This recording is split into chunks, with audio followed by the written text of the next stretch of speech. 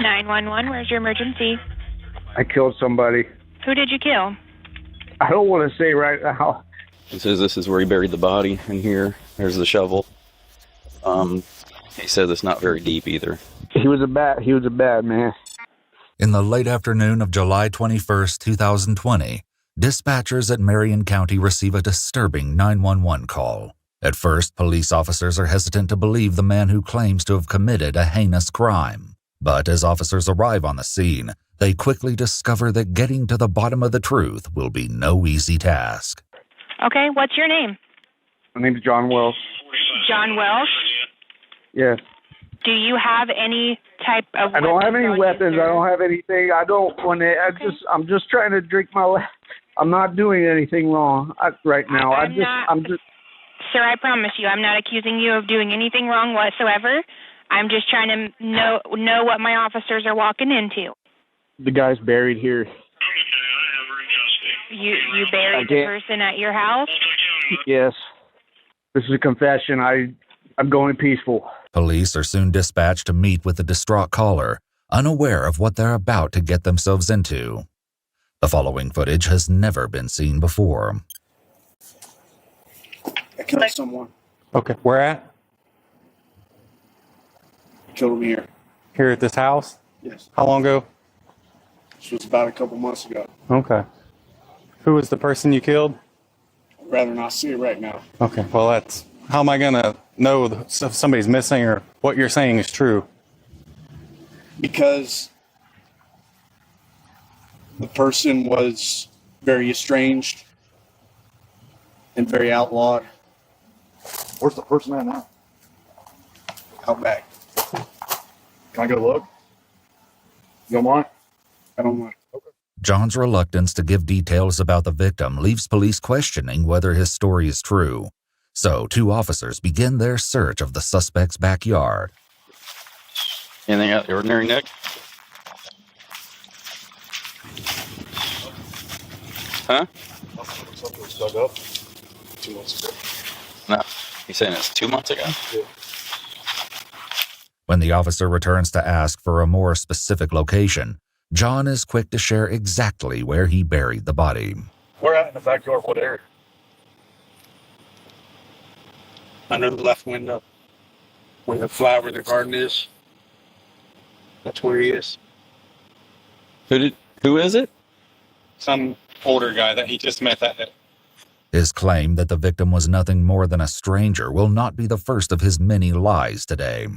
Separating fact from fiction will be more than a challenge, given John's apparent state of intoxication.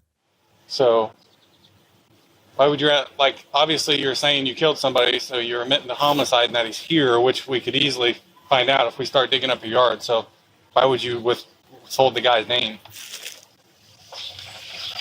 Do you know the guy's name? We would just kind of like to get a head start, seeing if we can find out if he's been reported missing or if nobody even knows he's gone. That kind of stuff, you know? Despite their repeated questions about the victim's identity, John appears hesitant to share any crucial details. I don't think so. Sir, do you want me to go ahead and give him a call? I don't think so. I think he was a piece of no one wants. Can you tell us just so we can check? Jasper, that's all I know. That's all I know his name to be. And he was a black. That wasn't the reason. Well, I'm not saying That wasn't trying to but figure that out was who he was. That wasn't the reason. Okay, yeah, nobody's saying it was. Where's he from, you know? He said he was from Colorado. He said he was from Colorado. He goes on to explain that he met Jasper through a neighbor and that he'd been living in his truck parked in John's driveway. Where's his truck at now? I have no idea. Did you do something with it, or? Officers may be hesitant to believe him, but as they discuss it amongst themselves, John finally speaks up. His answer and following confession make it clear that unearthing the truth will be harder than they imagined. He was staying in his truck, and his truck was here in the driveway, but it got towed away by somebody, and doesn't know, basically. Sounds like What he's saying is somebody got rid of it for him. It's a lie. I'm sorry. I'm lying to you. Okay. What are you lying about? Everything? I'm not lying about it. I'm lying about that. But you're not lying about the homicide. Everything else is true. Okay. Where'd this all happen at then? Right here. Outside, inside? Right here. Where we're standing? Right here where we're standing. Okay. How many shots were fired? Do you know how many shots you fired? 3? Let's see if I can check that out. With little more to go on than a first name, a missing truck, and a less than truthful suspect, police search their database for clues. What they discover next may provide some much-needed answers. 2 months before officers arrived on the scene, this call was placed to 911. I believe I heard a gunshot. I'm not 100% sure, but it was way too different to be a firework. And then there was 2. They were about, I want to say, 2 minutes apart. Any idea where they might have been coming from? What direction? Yeah, it was really close. I believe, honestly, it was next door to me. Fortunately, the neighbor in question is home. As it turns out, her boyfriend was with her at the time of the incident, and he begins to describe the disturbing details of what he witnessed. Well, me and her brother were over there playing GTA, like 1, 2 in the morning. Okay. We heard a boom. Like, I asked him, "Do you hear the noise with it? You?" And he literally opened his door again, point it. I'm not saying gun because I'm not 100% sure, but pointing whatever down, boom. If he was shooting a gun, he would have shot it inside the truck. Yeah, like right on, like right at the floorboard. To be honest, it would look like at least. All that the officers need to know now is the location of the handgun.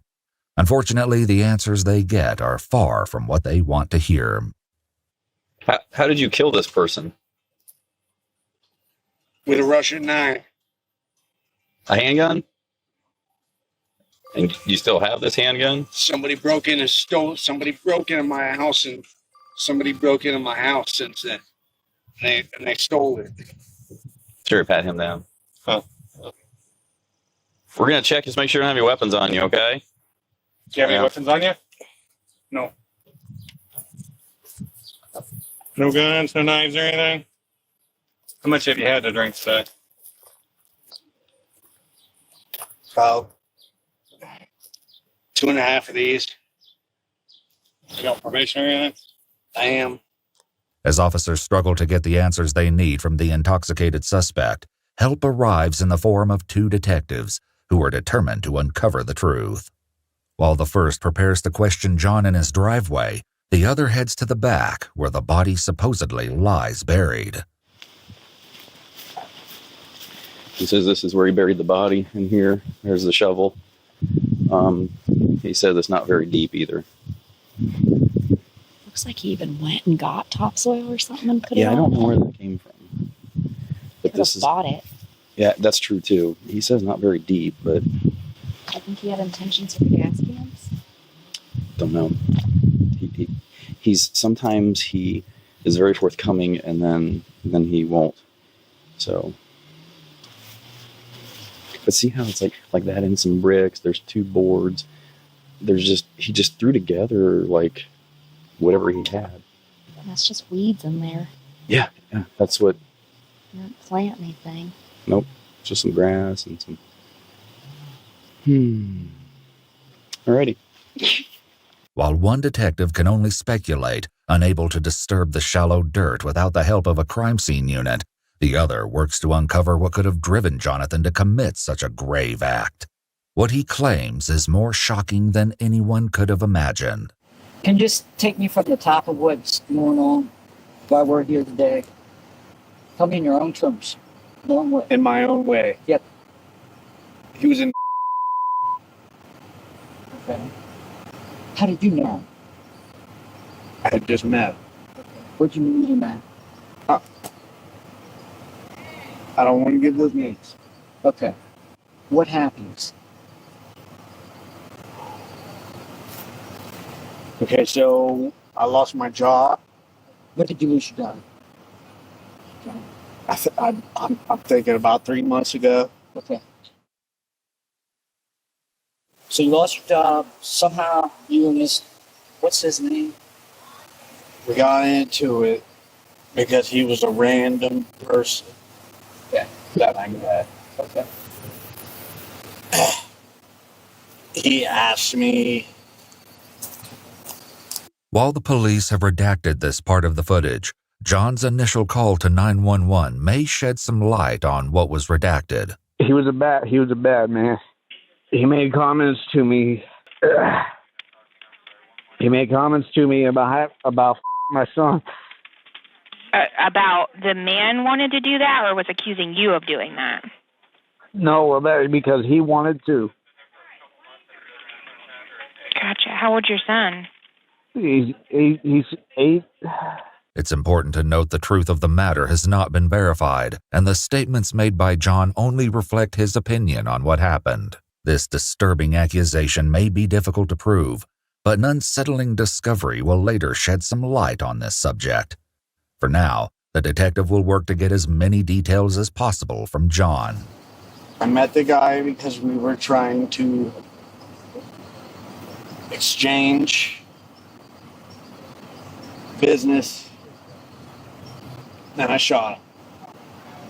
You were in the house at that point. I was out here. I was right here where we're standing. Right here. This is right here. Okay. So look below the neck. Okay. That's just that. There's no chance I can grab one more. No. Oh, yeah. John now shows the detective where he buried the body, but his chilling actions as he stands over the makeshift grave will be difficult for officers to ignore. I feel like I should be talking to a lawyer by now. Okay. Yeah, so you should probably have me in your cuffs. Okay. You're a homicide investigator. I'm telling you the truth. Okay. Don, I gotta take this call just real quick. If you'll just stay here with Officer Gable for a minute, okay? His name was Jasper. Okay. I'm not sure that was his real name. Okay. But as far as you know, he's still laying in here. Buried a couple feet down, right? He is. Seemingly unnerved by John's silent stare, the officer attempts to get more information about the missing murder weapon. But you don't have that gun anymore? I don't. Somebody broke in that window. That window was easily acceptable. Mm-hmm. Did you report that gun stolen? Did you call the police? I called the police when an incident happened, and they knew I was, for a fact, in jail. And somebody... Did you report the firearm stolen, though? I did not. Was it your firearm, registered to you, or...? It was mine. It was yours? Where'd you get it at? I got it from a flea market. Okay. Just know on the St. Gallen call that I spoke with 494 We'll go back out front so we don't have to stand out here. Right? St. Gallen, as well as... After putting out his cigarette in the dirt over the body buried just a few feet beneath the surface, John returns to the front of the house with the officers. When one officer thinks to ask what brought about his sudden desire to confess, his shocking revelation is not unexpected, as you'll soon learn. Has the guilt of it been eating you up, or what made you decide to call us? More like the evidence of it. Okay. You afraid since you're not paying your rent that your landlord's going to find you back there? Pretty much. Yeah. Shockingly, John's first call was not to 911. Knowing that he would soon be evicted, he opted to tell the one person he knew would eventually discover his jaw-dropping secret. Okay, my name is Adam. I own a property. All I am is the owner. I'm not there right now, but the tenant just called me and said that he killed somebody there. Okay. He is there now. He is distraught. I told him that I was going to call you guys as soon as I got off the phone. Yeah, he's actually on the phone with my partner right now. I was just trying to keep the gentleman calm as I could keep him. Mm-hmm. And I'm concerned for his well-being, and I told him, I said, I have to turn you in if you don't turn yourself in. John revealed crucial details during his call to his landlord, as you'll hear later. I don't know what to say. What's the news going to say now? The news is going to say I shot a black man because I was on meth. That's what the news is going to say. Or were you on meth that night? Did you say? I was not. Okay. I absolutely was not. Did you use any meth today? No. When was the last time you used meth? Now, the last time usually is the last time you I was dabbling. with it. Mm-hmm. Okay, sure. John, I want to just run through this real quick to make sure I got it straight. Okay. About 2 months ago, we're talking, this is July, so we're thinking May, early May, late May. Black guy from Colorado named Jasper comes here. You guys are going to make a deal. He's seeking meth. You're seeking meth. He makes. I was not. I never tried meth at that time. Okay. So he's seeking meth from you. Right? Or is he What was your business about? We were mutually seeking money. I was seeking money to pay rent. How were you going to get that money? Plan was just to sell on Facebook. I had a 401k from the job I worked, and I was buying items, and I was intending to sell them. The reason that I met the guy was because I felt like I needed a mutual bond with somebody. Our agreement was that, and also I draw portraits. Was there something involved between you two? I'm sorry. I just want to misunderstand. There's nothing between you two, right? You and Jasper? Or was there arrangement for that? There was not. Okay. There was his misunderstanding that there would be. Okay. He was a gay man. Okay. Did you ever correspond with this guy on the internet or anything? No. Once again, John reiterates his claim that Jasper made advances not toward him, but toward his 8-year-old child. From what I understand here, there's going to be no proof or evidence of that. Of him making the advances? Right. When one officer circles back to questions regarding the victim's missing truck, John quickly interrupts her to ask a startling question of his own. For what color? Vehicle was even? There's no chance I can buy myself more time with a drink. Well, can't let you have anything else to be fun. Can't let you get back in your house at this point. I think I should just talk to an attorney. Searching for clues, officers enter John's house but are quickly hit with yet another disturbing realization. It smells like chemicals. Is he cooking meth? I mean, if you smell in there... Is he cooking meth? I don't know. Get out of there, Dana. He might be cooking meth in here. That's going to complicate things. Yeah, it's much stronger. Yeah, I know. I could smell it when you guys pulled that back. Unable to search the home, investigators hit a brick wall. Without a clear story, no murder weapon, and increasingly confusing answers as to the relationship between the two men, police have no choice but to arrest John and hope that the truth can be uncovered during interrogation. You been drinking today? Yes. Okay, this is the first time I've talked to you, correct? You understand what I mean by that? I should probably talk to a lawyer. Okay. All right. Now that the interrogation can't continue because John has asked for an attorney, investigators have no choice but to end the conversation before it begins. An officer soon returns to book him into the county jail, but shockingly, not for the crime which he earlier confessed. We don't really know what's going on with the stuff you're confessing to, so for right now you're just going to go to jail for a probation violation since you've been drinking. Okay, we're going to figure all this other stuff out though. Okay? Although John's intoxicated state left detectives unable to piece together the full story at the scene, crime scene investigators later succeeded in unearthing the body. The victim would later be identified as 33-year-old Jasper Brady. According to police reports, his body was discovered just beneath the flower bed, exactly where John confessed to burying him. He was found cocooned in several layers of trash bags, tarps, and plastic wrap, which were each sealed in duct tape. A later autopsy would confirm the cause of death as 2 gunshot wounds to the chest. Although his body was nearly beyond recognition, the autopsy report noted several details about his appearance. These observations, when compared to the video you're about to see, have spine-chilling similarities. At the time of his death, Jasper's hair was styled in a distinctive low bun. He donned a thin plaid scarf, wore 2 necklaces, and his fingernails were painted.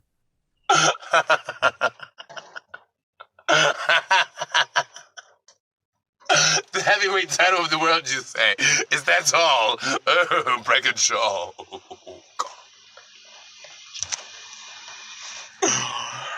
Oh, la, la, la, la, la. I'm home. You know, I'll tell you something.